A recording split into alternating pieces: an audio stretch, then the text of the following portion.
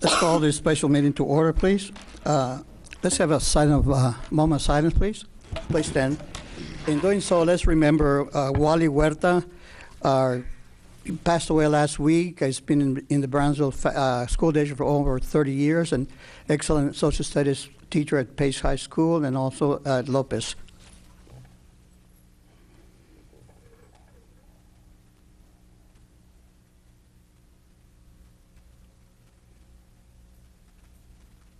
Thank you. Mr. Cortez.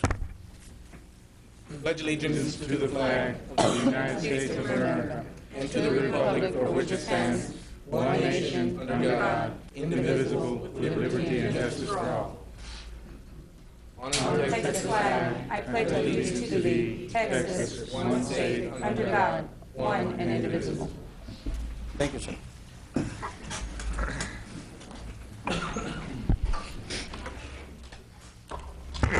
Ms. Perez, just for the record, Ms. Peña is not present, and she had called and talked to me before this meeting that she would not be present.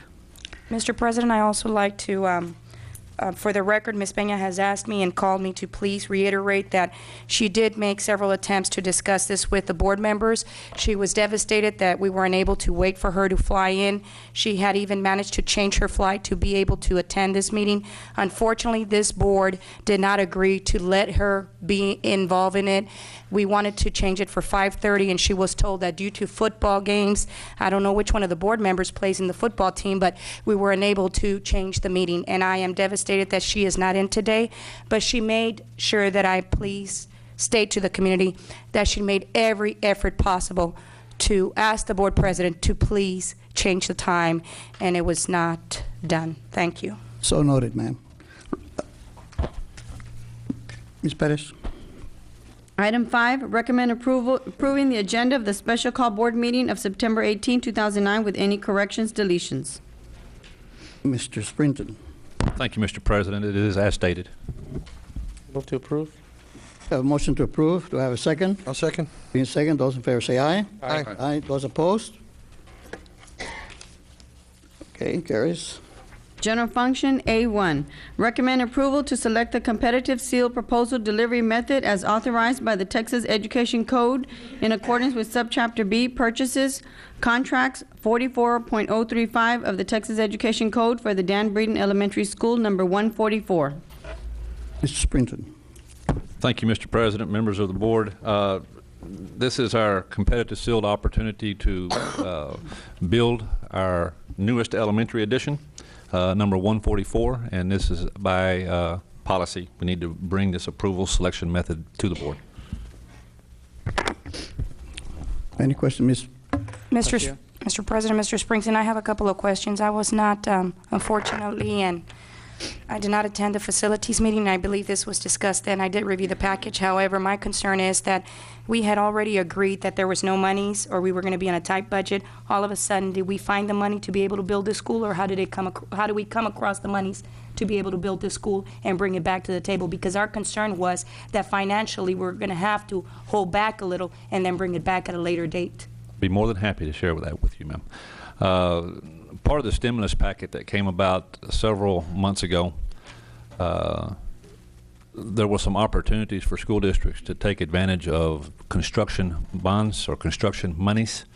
Our district did qualify somewhere close to $26 million, but it was more or less a district paying dollar for dollar on these opportunities. Then there was some reauthorization with this bill, and they came out with what they call a Qualified School Construction Bond, QSCB. That bond monies came available so that we would have an opportunity to apply for these monies, and no interest would be paid back on these monies.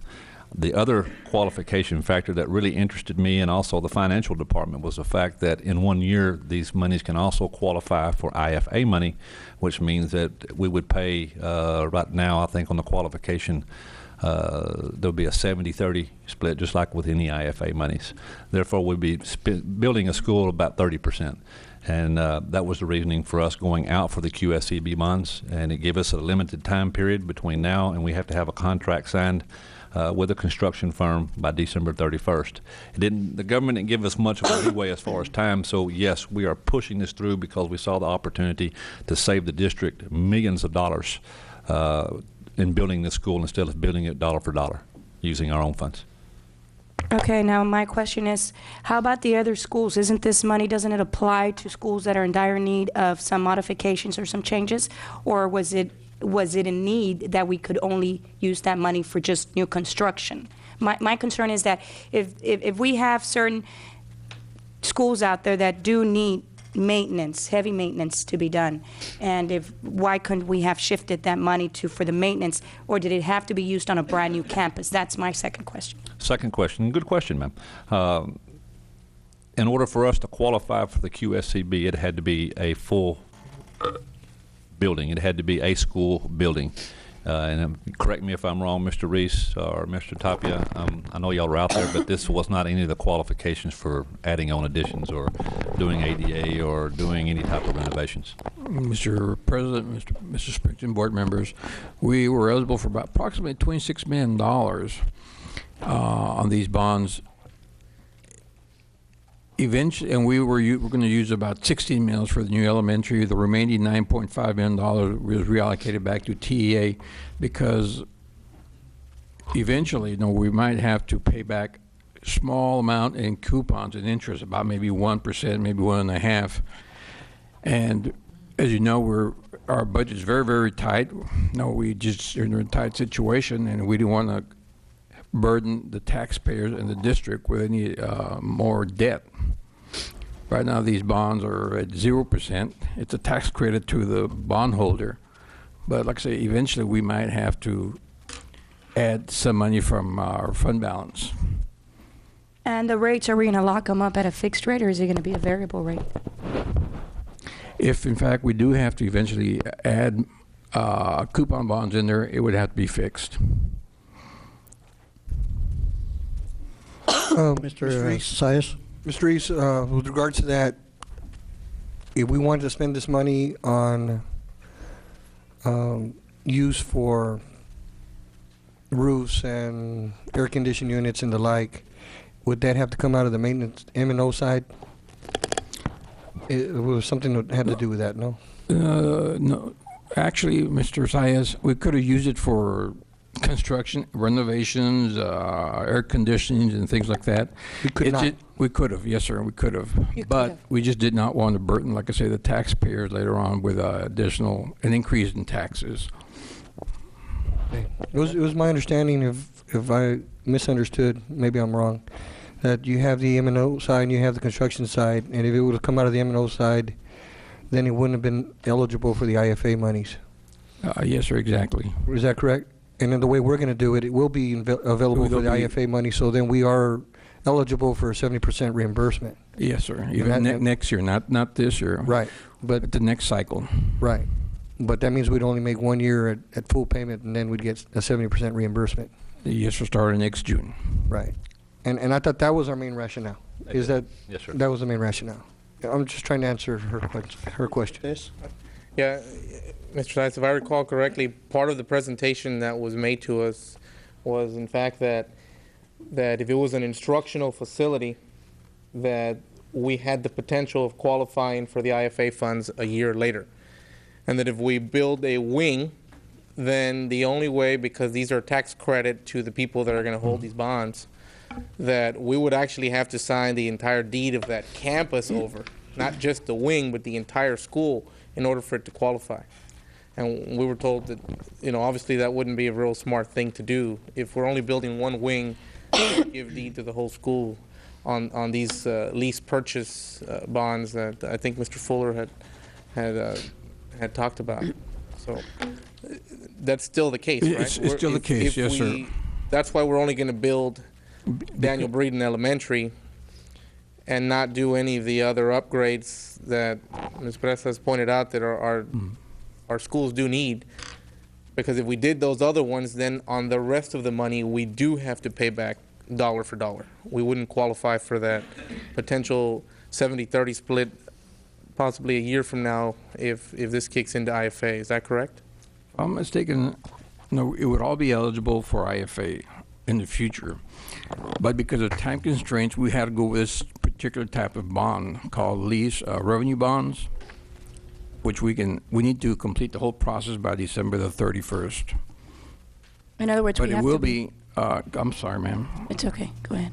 No, they are, like you were saying, though, we've created the, what is it? I think the, Mr. Fuller, do you remember the name of that particular entity? Right. And actually, they're the ones that are going to own everything. It's called a Public Facilities Corporation? Yes, ma'am. Okay, and then I believe the campus is going to be moved to another property. Am I correct? Yes, ma'am. Okay. I have a concern. It's going to cost us money again to do the soil testing. Am I correct? That's correct. Okay. So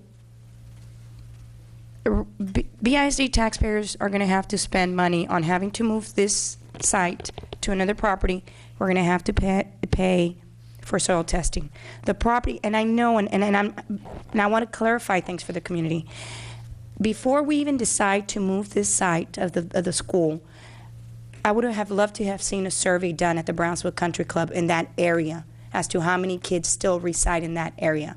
Because I was told that the population has decreased, and it's not true. I can tell you it's not true. And it bothers me that here we are going to build this school that we paid a property for, because that was the site that was needed, and apparently all we're doing is moving just a couple of more miles further down the road. And we were complaining that this school that was going to be built, which was on Ruben Torres, San Marcelo, and Jose Marti, and then yet we're moving down further down to where Gallegos is at because we have another piece of land there. Now the issue here at the Brownsville Country Club, if I recall very vividly, it was the exit or an entrance because the city of Brownsville wanted for us to pay for the expense of doing the bridge, okay? Now, if that bridge is going to cost us less to build and to spend on versus us having to relocate the site of the campus and do the soil testing and everything else, I think we need to start thinking twice before we just start shifting things around. I have a great concern. Another thing, you know, and this is the reason why, because on the third item, there's an increase there in cost too, and it bothers me. That's my other question to you. You know, have we done further study? And I think we still have enough time to do a little survey and get the numbers and the facts correct and in front of us, because we're just doing it. Oh, well, we have another piece of land, let's go and build there. That's not the case here. Let's start budgeting. Let's start tightening up our belts. This district is gone extremely out of control financially, spending left and right. And I was bothered when I saw this agenda. I didn't attend the facilities meeting, or else I would have shared that information with all of you that day. And I am part of the committee, and I apologize for not attending, but I was really sick and I wasn't able to attend. That's why I'm making my points here today. Anyone else? Do I have I move to approve. I have a motion to approve. Do I have a second? Second. Ruben, second. All those in favor say aye. Aye. Those opposed? Nay. Item 2, recommend approval to rescind the previous school board action to not rebuild Daniel Breeden Elementary School number 144, and to rescind the previous school board action to authorize administration to notify Janak and Associates of termination of architectural contract in accordance with the owner-architect agreement. Mr. Springton. If I'm not mistaken, thank you, Mr. President, members of the board, this was an action that we had went out for in August. Now we're asking that we go ahead and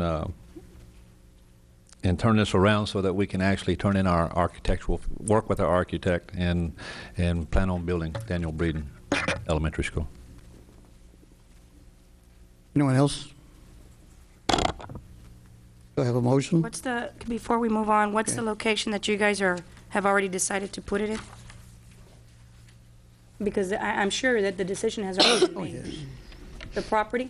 There is a property, and Mr. Toppy, you can help me with this.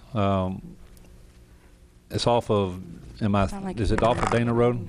Yes, sir, Mr. Springsteen, Mr. Aguilar, members of the board. It's on Dana Road, on the same piece of property that Gallegos Elementary is located on, but the property has frontages on two different parts of the intersecting streets. So this part would be facing on Dana Road. And how many acres were we talking about? The entire site's 40 acres, including where Gallegos is, but we're going to take approximately 13 and a half acres for this new school. And that frontage is going to be off of Dana Road? Correct. That's what we looked at? Yes, sir. How far away is it going to be from Gallegos? Approximately a mile, 100 feet, 200 feet? It's about 300-400 yards. Wasn't that where we were going to build a school a while back, and then we failed to build it, and then we had to pay the contractor some money? Is that the same piece of property? That's the one that was back in the 80s that we were going Exactly. to build a school. It wasn't, and that became Iturri Elementary. And then years later, when we got the county got grant monies to run water and sewer through Cameron Park, once the facilities were there, then we built Gallegos Elementary there 15, 20 years later after the initial property was bought. Have you done some research, Mr. Tapia, at the Brownsville Country Club, as to how many children are being pulled from that community there to Paredes? That's done by the Assessment Testing Research Department. I believe they discussed some of those numbers at the Facilities Committee meeting we had. I'm not familiar with the population numbers at the country club. Anyone recalls? Well, Mr. Springston, it is. I think it devastates me that as in the administration, we don't go beyond to do a little bit more research and to bring to us. We have to, just take what we're given, and that's not fair. It's not right. I feel very uncomfortable the way things are being done. I feel that we still have time, but it's unfortunate that we're always rushed. This board tends to rush on things constantly. Well, it's not that we were rushing, Mrs. We do. Garcia. The point is that Planning and Research Department came out and gave us some information about that population. In fact, for future reference, if you people sometimes are absent, you can always ask for a CD, like I did when I was absent for the insurance committee. I asked for a CD, and the administration gave it to me, and I spent some time at home afterwards reading it and listening to it. But that's not the point. And you're talking about spending money. You yourself approve and encourage this board to spend $1.5 million, or how much is for the land out there on $2 million for Morrison Road for a performance arts building center. And this is the reason behind it, is that we were going to establish a performance center at that Morrison Road, and then that would give us an opportunity to use other land that is available to us. And so that was another issue. The other issue was because Planning Research said it's not feasible anymore, according to the populations. And you know what? We depend on those people to give us the information. I believe that there are competent people to do it. I can tell you they did it again.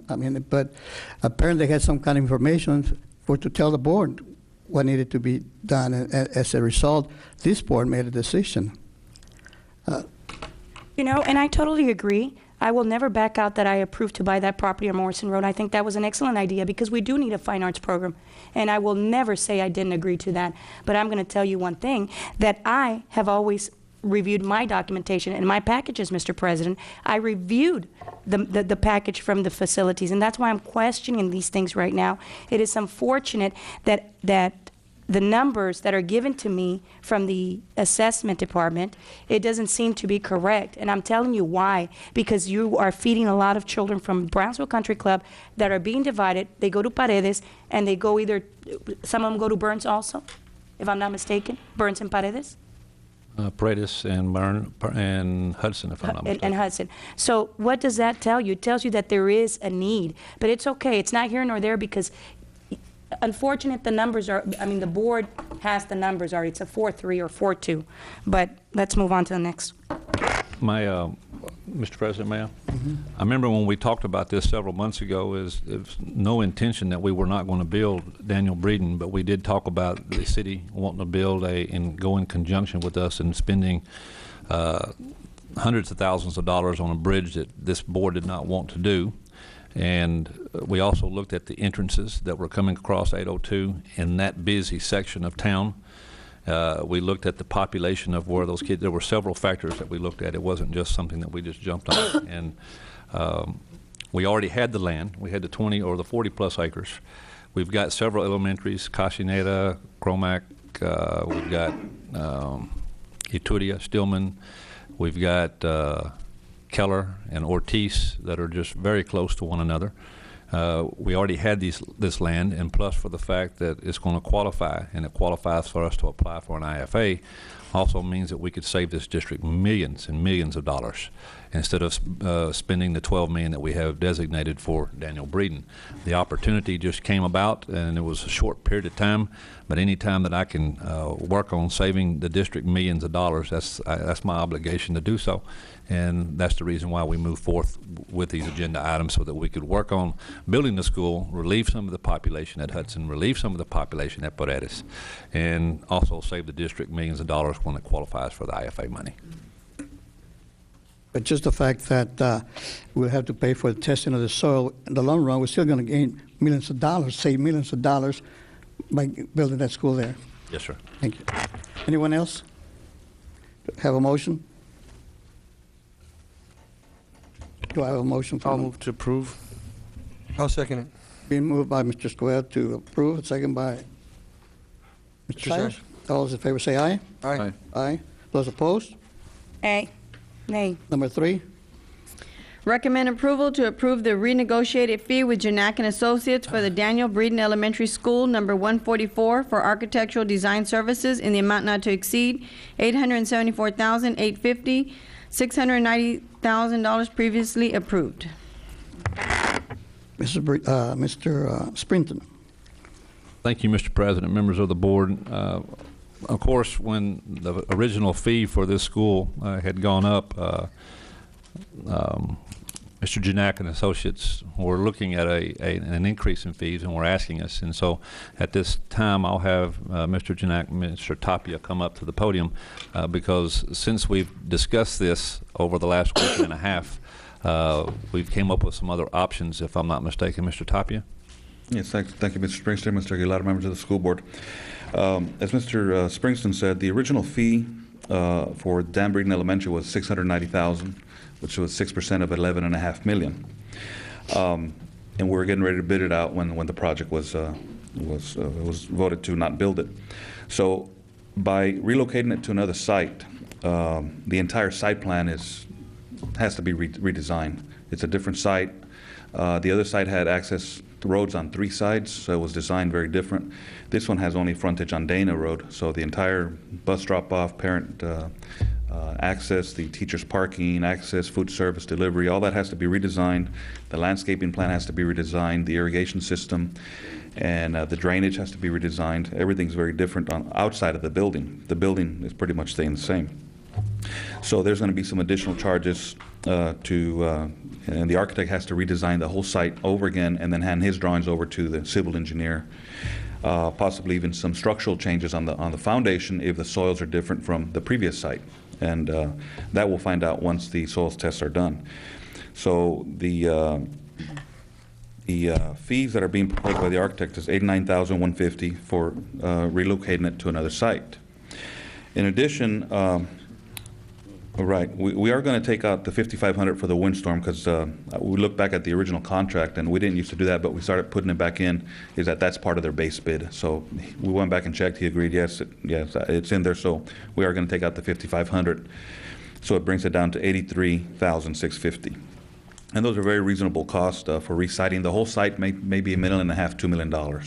So it comes out to around 1.5% to 2%, which is a very low fee for civil services. On the architectural part, back since last May, we have been looking at, the architect had requested that his fee be adjusted based on the building program that grew from $92,000 to $104,000. based on $125 square foot. This is more or less the fee that he thought it would go up to, the $95,700. And we got this agenda in on Tuesday, and we're negotiating back and forth up to the last minute to get the agenda in, and he sent me this proposal, and we got it on the agenda with the condition that we would continue negotiating for different options.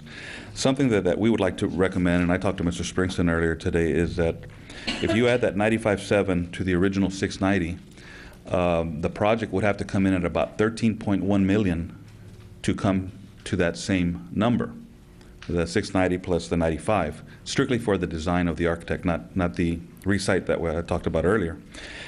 Given the conditions of the economy right now and the market on construction, and talking to all the contractors, subcontractors, architects, there's a consensus that prices have either stabilized or actually in some cases coming down.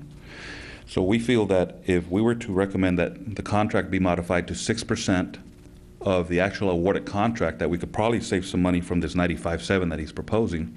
We don't think it's going to come in at a 13 million. It possibly could come in at 12 and a half, and for every $500,000 you save 30,000 on architectural fees. If it comes in at 13 million, well then we're back to what he's proposing right now, and we wouldn't lose any more from what he's proposing, the 95,000. But we really don't believe the school's going to come in at 13 million. So if the board would like to take that approach, we would recommend 6% of the awarded contract. So if it comes in at less, we'd save 30,000 for every $500,000 that it comes below the $13 million. So that's our recommendation as per my last meeting with Mr. Princeton. Okay.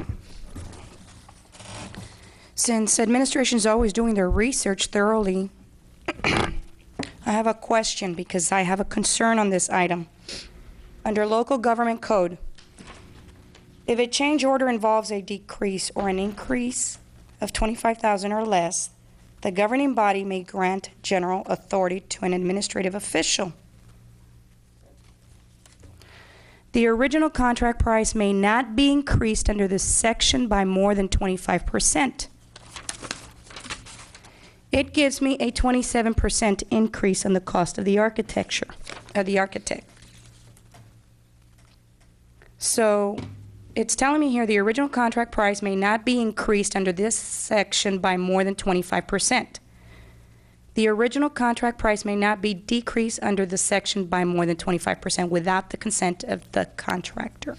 So how are we going to approve this fee that it's going from $690,000 to $874,850?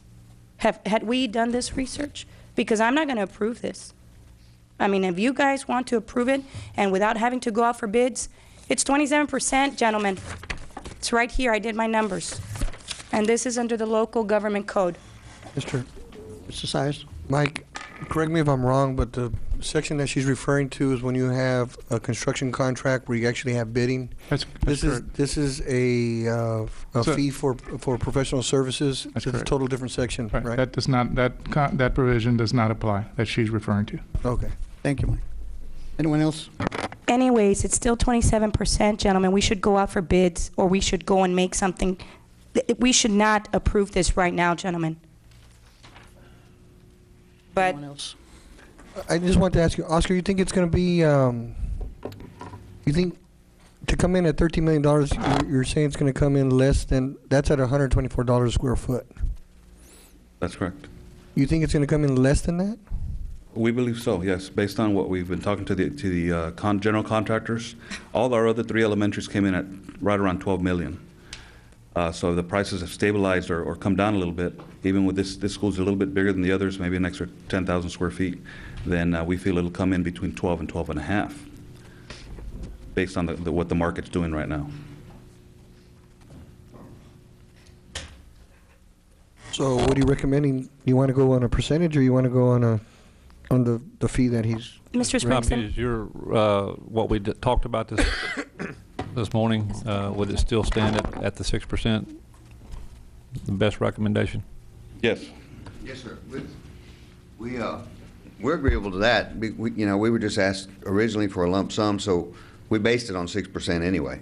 Yes, sir. Out of 125,000. If the board would like to just go 6%, it is what it is.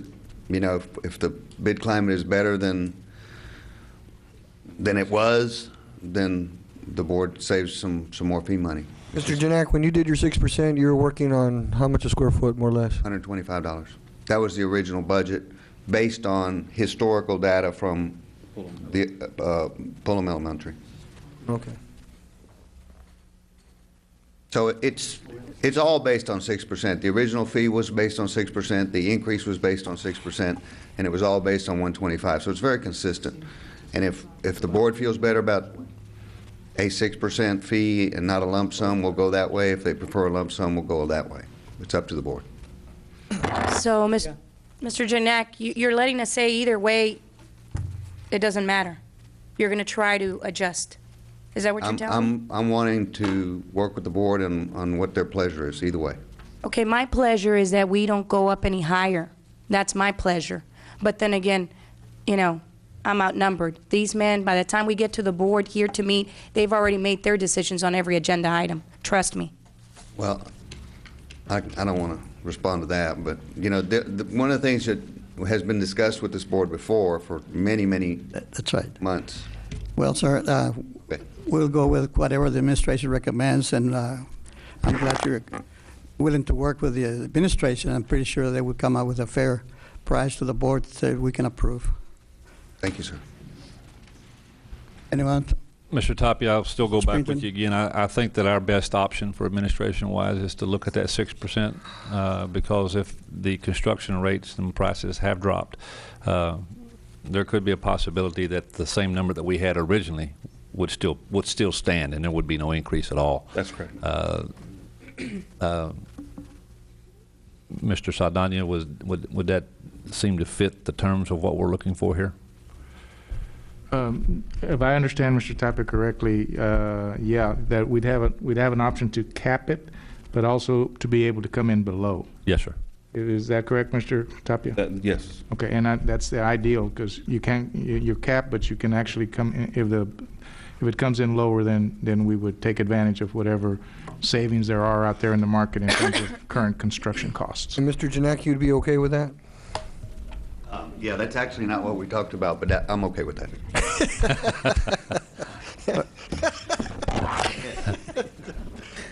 Okay, well, that's a no-brainer then. Yes. Well, you know, Mr. Springston, I'd like to see that in writing so we protect the district's interest. That won't be a Please, problem. from Mr. Jignac.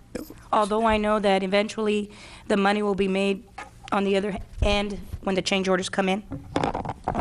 Well, We're going to have to amend the contract anyway, reviewed by legal and everything. Everything will be in black and white in writing, signed by both parties. so eventually we'll have to come to the Yes, board. and no, right now you're voting, what you're voting for right now is what we're going to put in the contract. Okay, all right. Do I have a motion? I move to approve the administration's recommendation. There's a motion to approve the administration recommendation. Do I have a second? As just discussed, As discussed, Percentage in the cap. with the cap, right? with a cap. With a cap. Okay, do I have a second? I'll second it. Second by Dr. Escobedo. Those in favor say aye. Aye. Those opposed? No. Pat? Closed meeting as pursuant to the Texas Government Code, Section 551071, 551072, 551074, 551082, and 551084. A, personal matters.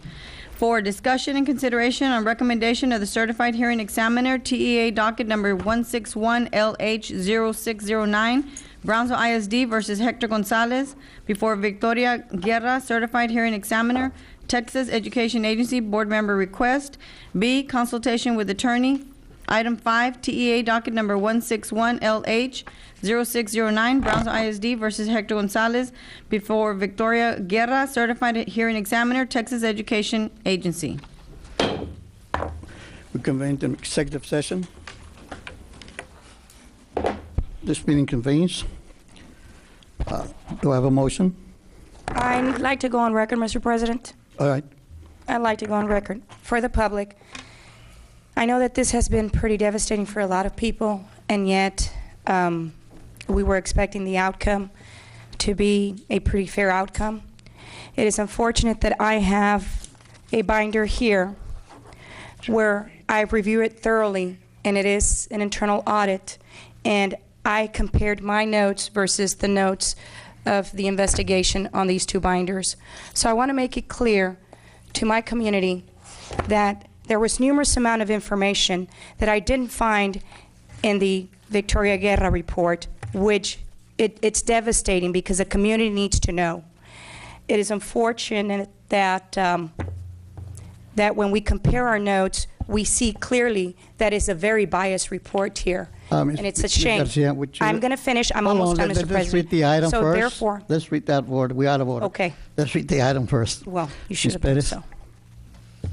A4, discussion, consideration, and possible action on recommendation of the certified hearing examiner, TEA docket number 161, LH0609, Brownsville ISD versus Hector Gonzalez before Victoria Guerra, certified hearing examiner, Texas Education Agency, board member request. Ms. Garcia. As I was saying, Mr. President, it is a biased report. I've compared my notes. We paid for this report. People tend to say that it's a TEA report. It is not a TEA report. Ms. Guerra was not hired by TEA. We need to clarify that to the community. And for us to allow that to continue, that TEA has recommended, TEA has no say-so on this report right now. And it devastates me that my fellow board members have allowed that to happen. And this is what it's all about. It is about a political lynching. And I hope and pray that in the future, when any administrator or superintendent is hired in this district, we don't do this to him or her. We are not here to micromanage or tell them how to do things or how high to jump. And it is unfortunate because sometimes people step up to the plate and defend our students of this community and defend the public's interest. And this is what happens to them. They are removed from their position, they are fired, and they are brutally, brutally damaged in their career. I do not stand for that, and the reason why I will vote against it is because I have a report here where there's 2 tabs that has showed me and proven to me that in the past we have had administration do wrong, not just local or legal policy, but federal violations, and we still hold those employees in our district. How can we do this? To me, it just shows me and it proves to me that we have double standards. So if you're not within the group of the majority, then you're lynched, and it's a shame. But I hope and pray that we don't pay the price legally in the near future. I really do. Well, Dr. Scott. Thank you, Mr. President. I met Mr. Gonzalez around 2003 or so when I came on the board. Since then, we've had a very good working relationship. When I was president, you know, he and I communicated very well. I think we did well. We saw the district go through a lot of success. Traditionally here, since all this began, I've voted in his defense and his favor, because that's how I felt I should vote. I voted my conscience, right or wrong, that's how I felt I should have voted. I don't regret and I don't apologize for any of my votes. You know, as I read the report, I'm not going to say whether I agree or disagree with it, but I was shocked. You know, a lot of what I read was news to me. It was very surprising. I don't think that I'm in a position where I'm supposed to judge the document, whether it's true or false. I think that the document by the independent hearing officer, I should interpret as face value, whether or not I agree with it. You know, if Mr. Gonzalez, I wish him well. If he retires, I wish him health and happiness. If he appeals, I wish him luck. But I feel that because of this document, I, as a board member, need to believe it. If at one point it is proven as an incorrect document, well, then we deal with it accordingly. But I'm afraid that this is a situation where we all have lost. We all have the rhetorical black eyes, the bruises. Our community has been hurting. It's lost a lot of prestige. The morale is down. I think it's time that we move on. We should focus on our mission, our goals, refocus what we're supposed to be doing on a day-to-day basis.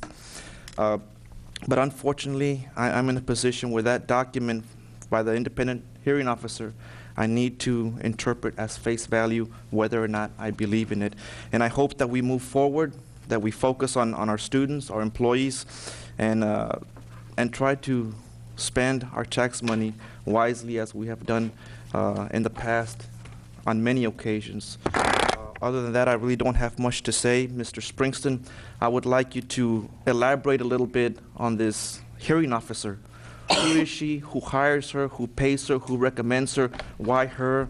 Please educate us on this hearing officer that wrote that report for us, if you will. Be honest with you, sir. I was not in Always. I was not in that negotiation with those parties. Ms. Neely? I think we, Sure.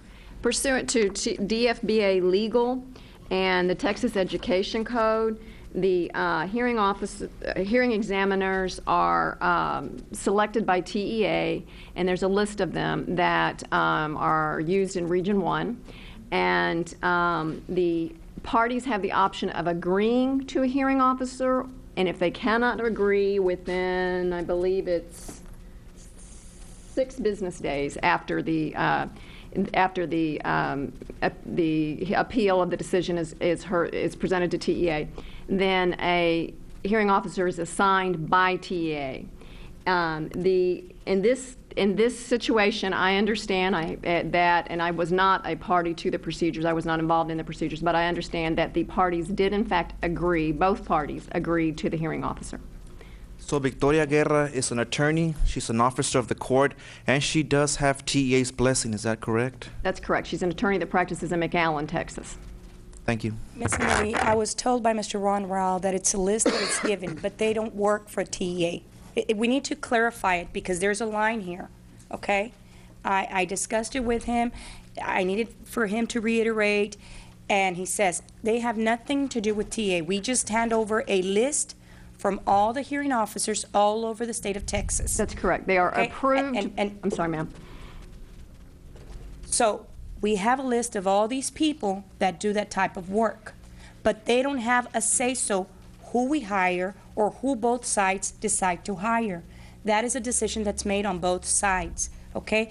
There's a mixed message here, Ms. Neely, and we need to stop because TEA has nothing to do with any hearing officer other than to provide, this is a list, and you pick and choose whoever you want.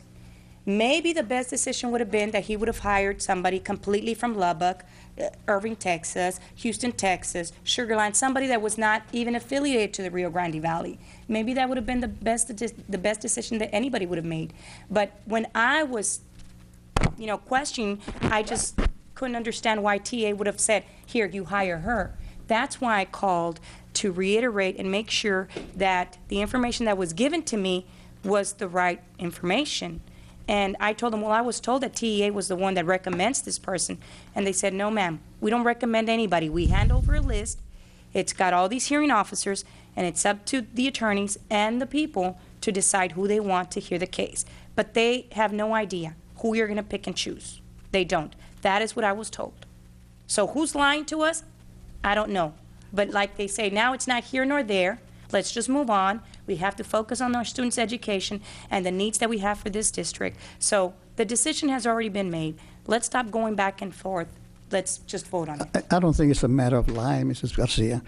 Ms. Neely, can you respond to that? Yes, these parties are, these people are approved by TEA after they receive a certain amount of training, and I'm not familiar with how much training they have to do. I know that they cannot have any affiliation with any school districts in order to be on that list. If the parties do not agree to a hearing officer, then from that list, and it's not that big, it's last time I saw it, it was about 15 attorneys.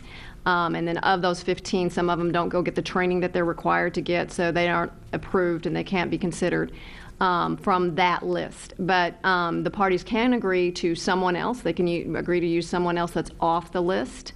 But those are the only ones that TEA will appoint when they are appointing someone. It's someone from it. But you're right, they do not work for TEA. And they don't appoint. They don't appoint. They don't appoint. They give the list, and if that is the agreement that we make, because I asked that, do you appoint somebody? And they said, no, Ms. Neely. So I'm sorry I don't want to disagree with you, but if the parties do not select a hearing examiner by agreement, the commissioner shall assign the hearing examiner not earlier than the 6th business day, okay, and not later than the 10th business day. So they do, and as I understand it from TEA, they appoint from that list. But they did not appoint this one individual. That's the point.